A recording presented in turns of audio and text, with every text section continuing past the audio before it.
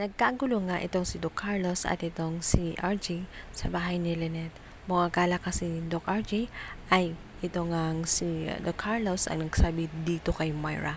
Subalit ang hindi nila inaakala na nilagyan pala ng GPS ang cellphone nga nitong si RJ kaya siya na-locate. Maya-maya pa nga ay dumating na nga itong si Zoe na sinusundo na siya. Galit nga itong si Brohang Zoe na tela nagsusundo lamang ng isang kapatid na pinapauwi na sa kanilang bahay. Samantalang nagkaroon naman ng pagkakataon nga itong si Lynette upang sabihin ang ginawa ni Zoe kung saan pinabayaan nga niya si Annalyn nung ma-hostage siya ni Alan Melba. Galit na galit nga itong si RG dito nga kasi sa kanyang anak-anakan na si Zoe dahil sa ginawa niya kay Annalyn. Napaka-selfish nga daw nitong si Zoe.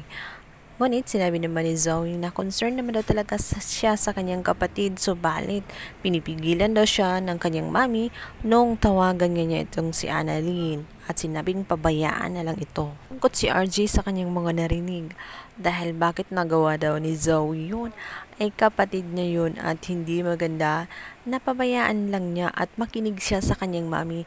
Masyado na siyang malaki para sumunod pa rin sa kung anong gusto at idikta ng kanyang mami.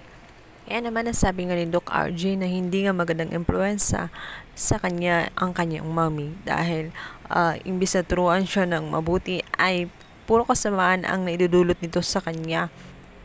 Kaya mas maigi daw na magdesisyon siya ng sarili niya kung ano ang ikakabubuti ng lahat. Naipon nga ang sama ng loob ni Doc RJ kay Moira na dagdagan pa dito nga kay Zoe. Kaya naman na-conclude nga ni Doc RJ na tama nga ang sinabi ng kanyang ate Giselle na magkasabwat itong dalawa at pinagluloko nga lang siya ng mga ito. Malabo na nga ang posibilidad na umuwi pa siya ng bahay dahil sa mga nangyayari ay lalo siyang malilito kung ang kanyang pamilya nga ba ay kakampi o kaaway. Samantalang itong ang si Lynette ay sinundan nga itong si Doc Carlos dahil may naiwan nga siyang folder at itinuro siya ng isang assistant doon sa isang restaurant kung saan meron siyang ka-meeting. Naging gulat nga ni Doc Carlos nung makita nga itong si Lynette bigla at hindi niya akalain na masundan siya nito. Sinabi naman ni Lynette na inabot lang daw niya ang folder dahil alam niya kailangan niya ito at importante lamang.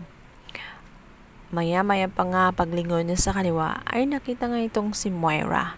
Kaya naman nagtataka ng labis itong si Lynette kung bakit sila magkasama.